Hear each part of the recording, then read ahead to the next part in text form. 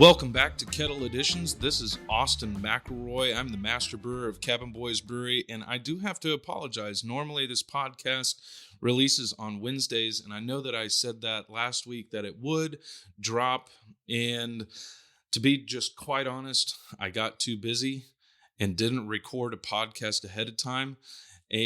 But thankfully, that kind of happened because I'm here to talk about a little video of ours at the brewery that seemingly went viral.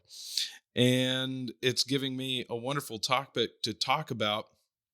And I'm going to maybe even read some of my responses to some comments because they are awesome to read and quite hilarious. But today I'm going to be talking about what we call at Cabin Boys the GUSTUNGLIng. I think the more proper term is beer poke or Bierstachel, which is the German word for beer poke. I didn't make up the word GUSTUNGLIng, so if anybody can, and my memory says that word means to rapidly heat. I would please reach out to me if you have any way to contact me and tell me if I'm wrong or not. I didn't make up a weird word called GUSTUNGLIng. That would be an interesting word to invent. But so the practice is to take a hot iron that has either been heating up in a fire, or in our brewery, we can't have open flames inside. So we use technically a hot cottering iron and stick it into the beer for a few seconds and then pull it back out. This is going to do a number of things to the beer. And so I'm going to speak the true science in what happens within that moment. So there is residual complex sugars after fermentation that are in the beer. Lo and behold, beer does have sugar in it. If it didn't have sugar, we wouldn't be able to have fermentation and we wouldn't have alcohol.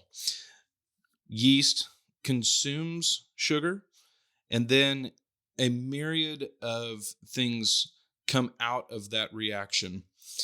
Yeast uses it as its energy source to multiply and get energy from. So, from the usage of that source, sugar, of energy, yeast is going to produce two major things. That is alcohol and CO2. That is its main metabolic phase of that energy source.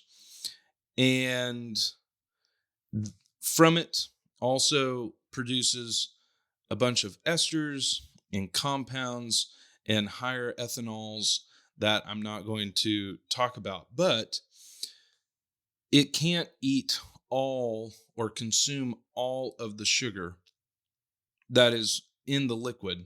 Some yeast strains can, but I'm not going to talk about them today. I'm going to talk about the yeast strains that are primarily used within beer around the globe.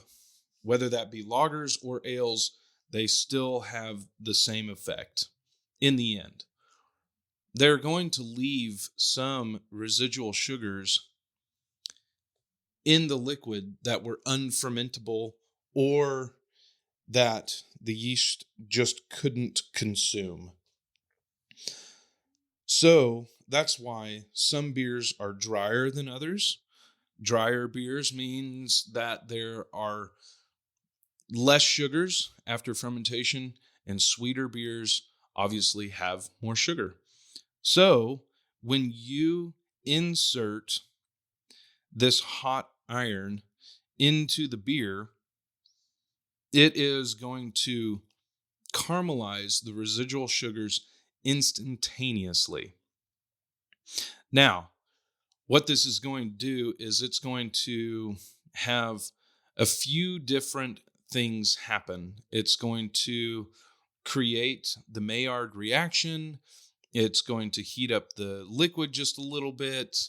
Um, and it's definitely going to heat up proteins that are going to rise to the top that then become the froth, and make the head of the beer stand up. So, if you guys have ever heated up sugar before, it starts to taste like a marshmallow. And this is why, in some instances, it after drinking a beer that has been beer poked before, or GUSTUNGLINGed, or beer stacheled, it's going to taste what I like to say an adult schmore. Um, and that's because normally you're doing this with a beer that already has chocolatey or caramel notes and more bready notes to it. So we suggest at the brewery that you do it with a stout or a quad or any other darker beer on the menu. It does not mean that you can't do it with any beer. We've at the brewery done it with IPAs, and it's actually really pleasant. They come out really piney and a little bit sweet, and have, a different effect on the flavor. It does change the flavor of the beer. I wouldn't call it super drastic, but it's drastic enough to know that there is a major difference going on when you've added this red hot iron into the liquid and caramelized those sugars, reacted with the protein, created a Maillard reaction, even though it was only in there for maybe 3-4 seconds.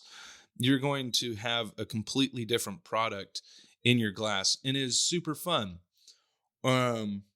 So most of the comments, even, talking about the video, it's really fun to see people say, oh my goodness, he's being a hipster, or um, this is a huge gimmick.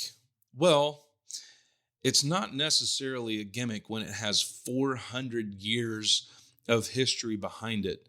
There was a practicality to the reason why it was born. When we're talking about 400 years of history of drinking, you got to remember refrigeration didn't come about until very, very early in our, or recently within our human history. So beer back in the day was at room temperature or at the cellar temperature of the pub that it was being served at. So back in the day, the story goes, some may argue that it originated in Norway or it originated in Germany. I've seen it declared in both areas. I think that that's just the fun thing of the mystery of this birth of the practice. But it is deemed that it has been around for more than 400 years. And that was because blacksmiths or people that were drinking in the pubs were having really, really cold beer in really cold winter months in these pubs. And we think that it literally came from someone going, well, and this is why it would be pointed to blacksmiths is, hey, I have this red iron. Let me see if I can warm up this beer to normal temperatures where we're normally drinking, and it may be able to warm me up a little bit, and I can enjoy my beer better in these cold winter days. And that's why we do it from December to February in our brewery. is because it is definitely something that should be enjoyed during the winter months. Lo and behold, the way that we do it at the brewery, your beer actually stays cold in the glass. Now, I'm not going to sit here and say that the beer that was poured out of the faucet at 40 degrees, when a hot iron is put into it, that it's going to stay at 40 degrees. It definitely raises in temperature just a little bit, but not a lot. The major or the vast majority of the liquid in the glass is still under 50 degrees. So it has a cooling sensation to the palate. The fun thing is the head does become a little bit more warm in an instant. It does cool off to where the sensation of the cold liquid and the warm froth on top dissipates. And that's why we really encourage people to dig into it as fast as they can to have the differences of temperature of the beer after it's been beer poked or GUSTUNGLINGed or Bierstachel. Um, so another comment that I'm going to answer is the question of, well, if you're putting a hot poker into a beer, you're evaporating all of the alcohol out, and it's a non-alcoholic flat beer now. And what a waste of a good beer in a glass. Well, I'm here to say that that's really not how science works. Now, if you put the hot iron into the beer and left it there, you would definitely evaporate more of the alcohol, but the hot iron itself is too small for it to heat and reduce the liquid enough to evaporate all of the alcohol within the glass. It's impossible. The hot iron would cool off before all of the alcohol would go away. So, in my opinion, I've never done the study. I don't have a tool that is capable of reading the alcohol content of the beer after the hot iron was introduced to the beer.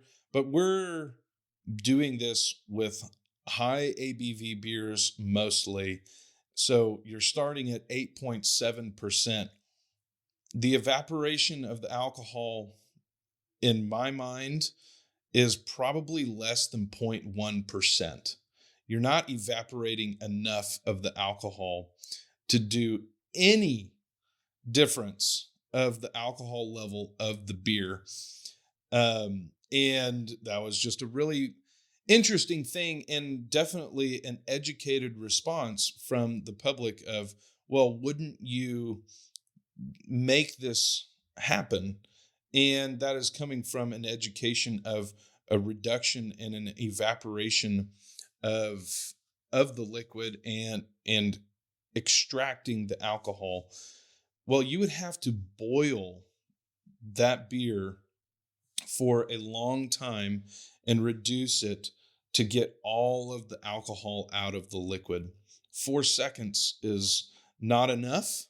So I can definitely tell you now, if you still believe that all of the alcohol is gone, what my challenge to you would be is come into the brewery and have a few of the beers after having a hot poker introduced into it, and tell me how you feel after standing up out of the bar stool.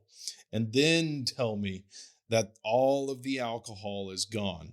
Because if you still believe it after that, well, either your alcohol tolerance is much better than mine, but I definitely could tell you we would be calling you an Uber and probably cutting you off. So it's a really fun thing. I definitely would say it is a way to experience a beer or have an experience with beer that's completely different. It's a way to tell history and share a tradition that's been going on for hundreds of years with countries that have been entrenched in making beer for a long, long time. So, yeah, is there a sense of a little bit of gimmickiness? Sure, because it's a show. It's hard not to look at when a hot iron goes into a beer on the bar. Usually, when we do that, the next 7 people are going to order it, and it's just a really fun experience to talk about. So, yeah, all the haters out there that say that it's a gimmicky hipster thing, well, if hipsters are following 400 years worth of tradition and the gimmick is allowing people to experience beer in a new way, I give it a thumbs up and more power to them, because it is really, really fun thing to experience and something new to try out.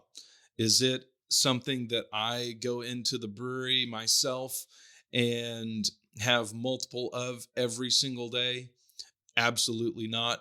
I love drinking just traditional non-heated beer poked beer, but do I normally have 2 or 3 every so often? Absolutely, because it is just so fun.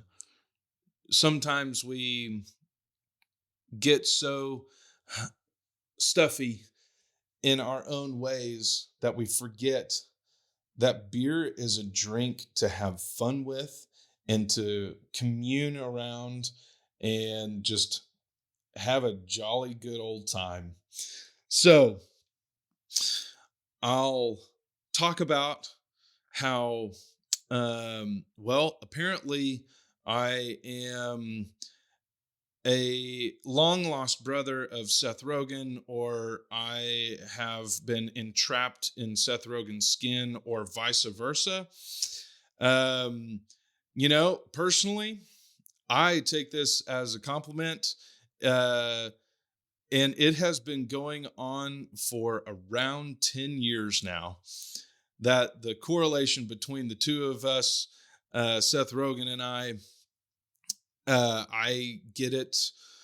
I get this correlation, that I look like him or sound like him almost 12 times a month. It's happened so many times that I have counted and have an average uh, that I know. And it is just so funny that this video, for whatever reason, and it's the video on our Instagram page, which you can go find it and look for it, with that I am explaining in about 30 seconds what the Goostingling is and what we do, and encouraging you to come into the brewery and experience it for yourself. And the comments are hilarious, and they have been making me giggle every single night. Sure, there's some haters out there, but I still giggle at those too, because I get where they're coming from. Um, and I would just, someday in my life, I think I'm going to meet Seth Rogen, and we're going to have a great time together, and it's going to be a good old time. Maybe we'll make a beer together at some point in time. That would be really cool. I'm not opposed to making a Pineapple Express IPA. So that sounds like a really good beer to me. But it's been really fun to watch the comments come in. And what's really special for me is we did not plan or try to make this video go so viral. I think it has over 1 million views right now and 20,000 likes on Instagram. The cool thing for me is we were just being us and wanting to tell our fans about something that we're doing in the brewery right now. And if it is able to educate people on a large scale of something new and not new, it's historically a tradition for 400 years, but maybe new to someone that has never seen it before, experience beer in a new way for them and have fun with it. That is just would be such a joy to me, and what a fun consequence of just a random video that we got to put up and educate seemingly a million people about a tradition that's been going on for a long time. So my takeaways from this oddity of life in this wild world that we live in with technology is the dichotomy is I'm talking about a very, very old tradition that started out with blacksmiths saying, hey, I want my beer to be a little bit warmer. So the myth goes and the story goes to videoing a short clip and technology taking it on a wide bandwidth and showing people that there are many different ways to enjoy many different products out there. And that just gives me so much joy that we could have that opportunity. And it's really fun. So please find us at the brewery. You can see all the fun things that we do on our Instagram and over there. And you can experience the GUSTUNGLING at the brewery itself. That's the only location. We have 3 locations at the brewery. That's the only location that we do it at, mainly for safety of training and a controlled environment to do it in. And may your beer drinking adventures commence, and have a good time with a friend sometime together out in the world. Try something new. So cheers. Thank you guys for listening to these fun stories that I like to bring to the airwaves and talk about really interesting experiences in life in the beer world. Next week, I'm going to have David McLean, my head brewer, on to the podcast, and we're going to be talking about all things efficiencies of how to move liquid in a manufacturing brewery. So tune in next week. I promise that it will come on Wednesday and on the normal schedule. So cheers. Raise a beer to your friends, and subscribe, and rate the podcast so I can keep on doing it. Cheers.